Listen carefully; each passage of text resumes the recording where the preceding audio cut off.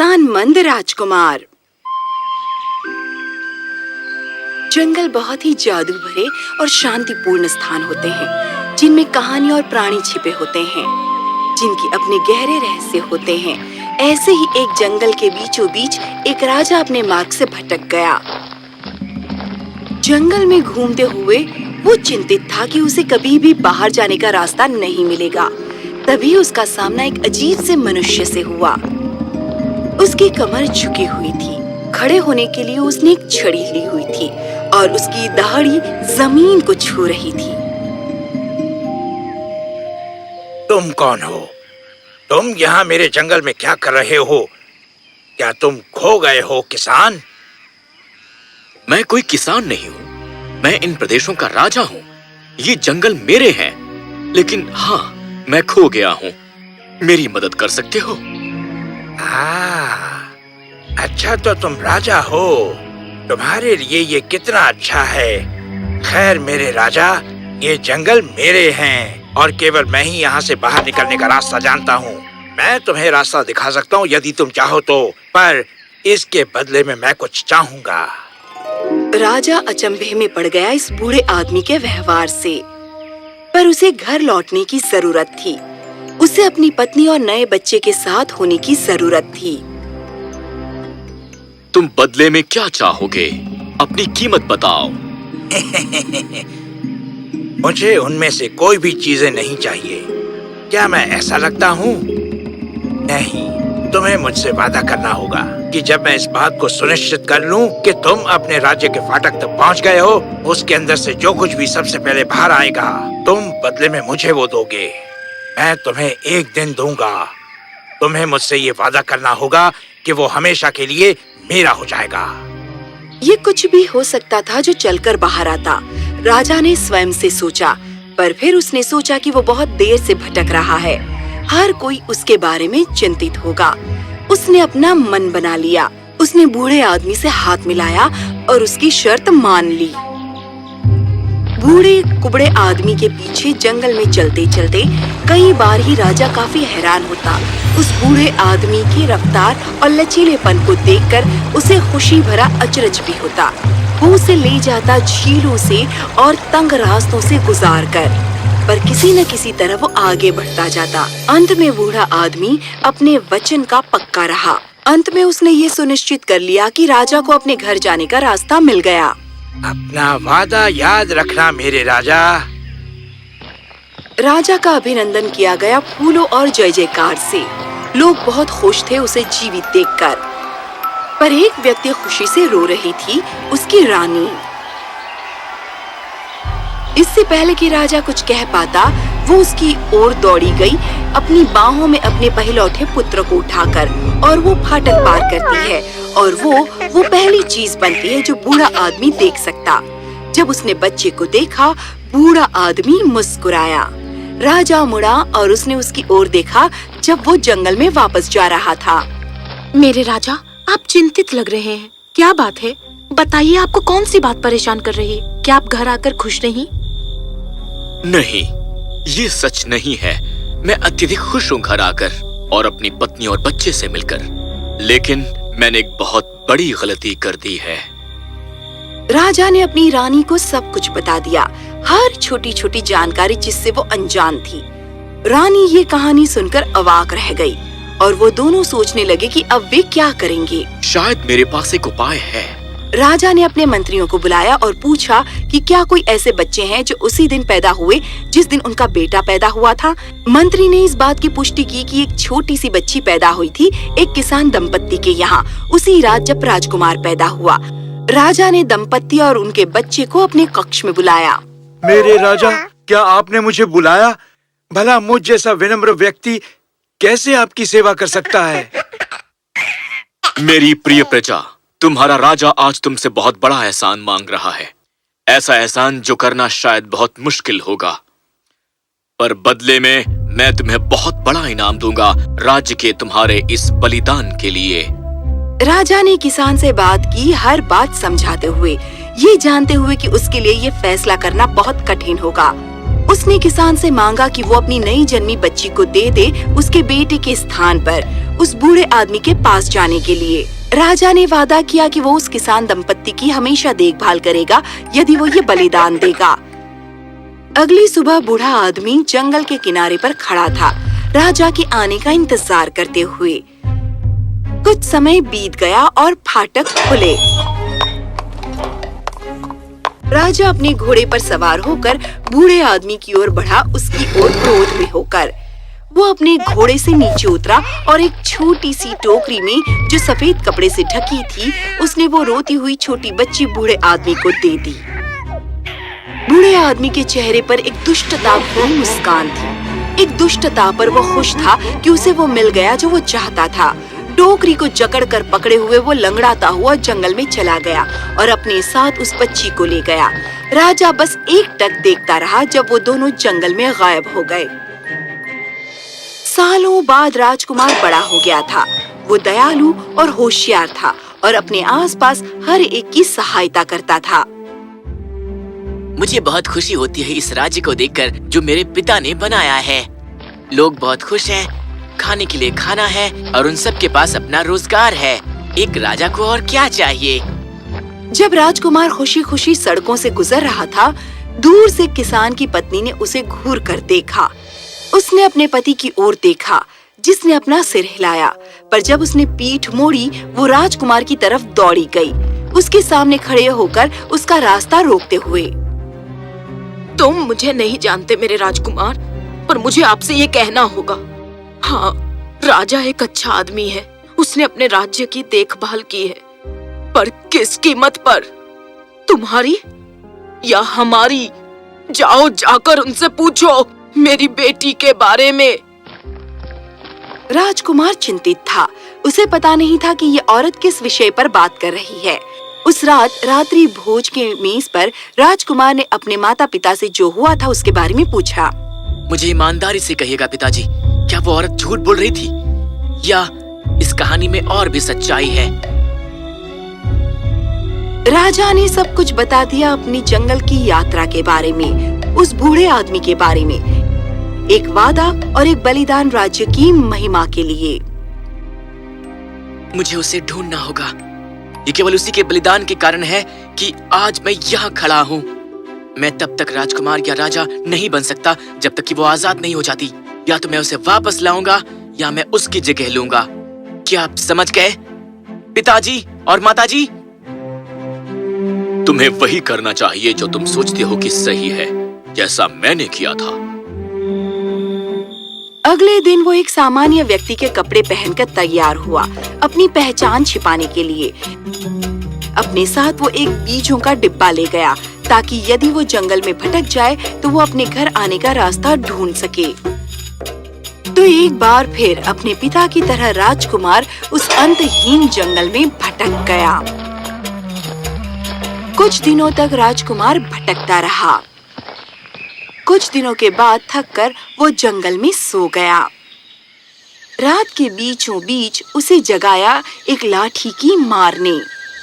ए, सुनो, ये मेरा जंगल है। मेरी आज्ञा के बिना तुम्हारी यहाँ सोने की हिम्मत कैसे हुई? तुम्हारे ख्याल से तुम कौन हो? किसी शाही परिवार से हो? जल्दी उठो, तुम धूल भरे थैले। राजकुमार की नींद खुल गई। वो डरा हुआ भी था और बूढ़े आदमी को देखकर खुश भी था। बूढ़ा आदमी वैसा ही लग रहा था। वो लंगड़ा कर चल रहा था और बहुत अभद्र लग रहा था। मुझे क्षमा कर दीजिएगा हुजूर, पर मुझे काम की जरूरत है। मैं भूखा हूँ और सक्षम हूँ। अगर आप मुझ पर मेहरबान हो और कुछ दिनों के लिए मुझे खाना और काम दे सकें, तो मैं आपका बहुत आभारी रहूंगा। आप एक बहुत ही दयालु और उदार व्यक्ति लगते हैं।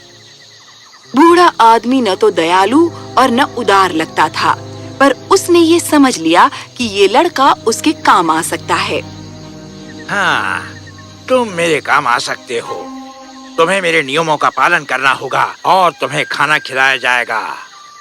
पर एक भी नियम तुमने तोड़ा तो तुम्हें इसकी कीमत चुकानी पड़ेगी। बोलो, समझ गए तुम? बूढ़े आदमी ने जादू का इस्तेमाल किया राजकुमार को अंधा बनाने में और उसे वो जंगल में हाथ पकड़कर ले गया। हालांकि राजकुमार को याद रहा कि वो बीज गिराता रहे। एक बार फिर बूढ़ा आदमी उस छोटे से हादसे का आनंद ले रहा था। राजकुमार झील में गिर गया, उसका मुंह एक पेड़ से टकराया। ये सब दृश्य देखकर बूढ़ा आदमी आनंद ले रहा था। अंत में वो बूढ़े आदमी के घर पहुँचे। यहाँ तुम सोओगे, तुम किसी से बात नहीं करोगे, ना ही किसी बात पर सवाल करोगे। तुम वही करोगे जो तुम्हें बताया गया है। सहमत हो? रात्रि भोज अंदर होगा और फिर कल से तुम अपना काम शुरू करना। राजकुमार सहमत हो गया। जैसे ही बूढ़ा आदमी वहाँ से चला गया, अपना थैला नीचे फेंक कर वो घबराया हुआ था कि पता नहीं हालात कैसे होंगे। घंटों बीत गए और फिर रात्रि भोज का समय आया। राजकुमार सोया हुआ था जब वो लड़की उसकी तरफ चल कर आई। उसने 2 बार उसे झकझोरा और अंत में उसे ठोकर मारी। उठो, जागने का समय आ गया है। खाने के लिए भोजन है। कल तुम्हें बहुत सा काम करना पड़ेगा। बूढ़ा आदमी तुम्हें फिर कभी आराम नहीं करने देगा। बेहतर है तुम कुछ खा लो। मिलकर वो अंदर गए। राजकुमार को अपने दिल ही दिल में ये पता था कि यही वो लड़की है जिसकी तलाश में वो आया था। उसे वो मिल गई थी। वो खाने की मेज पर एक साथ बैठे। लड़की उन्हें भोजन परोसते हुए रसोई घर से ऊपर नीचे आती जाती रही। राजकुमार उस लड़की को एकटक देखता रहा। सुबह बूढ़े आदमी ने राजकुमार को बहुत से काम करने को दिए। सबसे ऊंचे वृक्ष से फल तोड़ने से लेकर झील से पानी लाने तक, ट्रोल के पांव धोने से लेकर बूढ़े आदमी के दांत ब्रश करने तक, राजकुमार को सब कुछ करना था। इन सब के दौरान वो लड़की उसे देख रही थी। वो चिंतित थी और गर्वित थी, सारा समय अपने चेहरे पर एक मुस्कान भरकर। अंत में उसे एक कठिन काम दिया गया। उसे घास के मैदान में जाने को कहा गया कि वो इतनी घास काट सके कि 1 हफ्ते तक घोड़े को चारा डाला जा सके, वरना उसे 3 दिन तक खाना नहीं मिलेगा। उसने तुम्हें क्या काम दिया है? उनकी इच्छा है कि मैं एक ही दिन में ये सब काटूं। ये मैं कैसे कर सकता हूँ? ओ, तुम अभागे प्राणी, तुम मेरी बात सुनो। यही एकमात्र तुम्हारा बचने का रास्ता है। इस तरह राजकुमार अस्तबल से 2 घोड़े घास के मैदान में ले गया। उसने घास के कई छोटे छोटे गुच्छे काटे। उसे घोड़े के आगे रखते हुए उसने उन्हें एक साथ बांधा और घास के मैदान की सवारी करने लगा। और उसके हाथ में एक बहुत बड़ी हंसिया थी। उसे खुशी हुई कि ये योजना कामयाब हुई। दिन के खत्म होने तक मैदान की सारी घास काट ली गई थी। वो लड़का थके हुए घोड़े पर बैठा और उन्हें खिलाया जब वो धीरे धीरे बूढ़े आदमी के घर की ओर चल रहे थे। लड़की मुस्कुराई जब उसने उसे देखा। बूढ़ा आदमी परेशान लगा। फिर अगली सुबह, मेरे पास तुम्हारे लिए कुछ और है। ये मेरी सबसे मूल्यवान गाय है। तुम्हें इसे धोकर सुखाना होगा। मेरी दूध की आपूर्ति कम हो गई है। उसके अंदर दूध का हर कतरा निकाल दो ताकि मैं फिर कभी भूखा न रहूं। उसके अंदर के दूध का हर कतरा निकाल लूं एक ही दिन में? आखिर ये कैसे संभव है? हाँ, घर वापस मत आना यदि तुम ये काम पूरा न कर सको तो।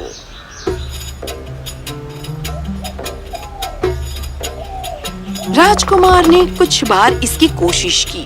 कई बार उसने मुंह पर गाय की दुलत्ती खाई। अंत में वो बैठ गया और हार मान गया। वो उस लड़की का इंतजार करने लगा, इस उम्मीद में कि वो आएगी और उसे बचा लेगी। मेरे बिना तुम क्या करोगे? लड़की ने फिर से राजकुमार की मदद की। उसकी मदद की उसके हाथ गर्म करने में। जब दूध दूहने के लिए राजकुमार गर्म हाथों का इस्तेमाल करता है तो वो प्रक्रिया करने लगी। बाल्टी दर बाल्टी भरने लगी गाय के दूध से। जब लड़की ने राजकुमार को शुभकामना दी और बाकी काम करने के लिए उसने उसे वहाँ छोड़ दी। दिन के खत्म होने तक दूध की 20 बाल्टियाँ भर चुकी थीं। वो काफी था कि उसके घर में लंबे अरसे तक चलता। बूढ़ा आदमी आया और उसने देखा कि मुस्कुराता हुआ राजकुमार दूध का गिलास पी रहा है। उसने गिलास उठाया और बूढ़े आदमी ने उसकी ओर क्रोध से देखा। मेरे घर से निकल जाओ। मैं जानता हूँ कि कैसे, पर किस तरह तुमने मेरे नियम तोड़े हैं। ये काम सिर्फ तुम्हें अकेले करने थे। तुमने उसकी मदद दी है। मैं यहाँ धोखेबाजी बर्दाश्त नहीं करूँगा। मेरी नजरों से दूर हो जाओ।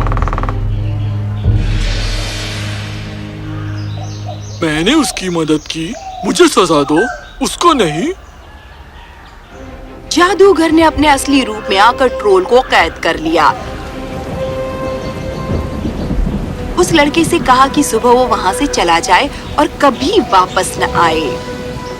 उसकी लाठी तोड़ दो, वहाँ ही उसकी शक्ति है। मैं अब यहाँ और नहीं रह सकती। मैं संसार देखना चाहती हूँ। उसने मुझे और ट्रोल को कैद कर दिया है। उसकी लाठी तोड़ दो। राजकुमार ने उदास ट्रोल की ओर देखा और इसने उसका साहस बढ़ाया। वो जान गया कि उसे क्या करना होगा। वो इस लड़की से प्रेम करता था और उसे वहाँ नहीं छोड़ सकता था। उसने अपना थैला गिराया और पास ही रखी कुल्हाड़ी उठाई। उसने ट्रोल को आजाद किया और वो मिलकर उस खिड़की की तरफ सरक कर गए जो लड़की ने खुली छोड़ दी थी, जादूगर को ढूंढते हुए। चुपचाप घर से चलते हुए वो घर के सबसे बड़े कमरे में पहुँचे। अंदर उन्होंने देखा कि जादूगर जगा हुआ था और लड़की का हाथ पकड़कर हंस रहा था। तुमने सोचा तुम मुझे हरा सकते हो, मुझे बेवकूफ बना सकते हो। इसकी कोई गुंजाइश नहीं है लड़के।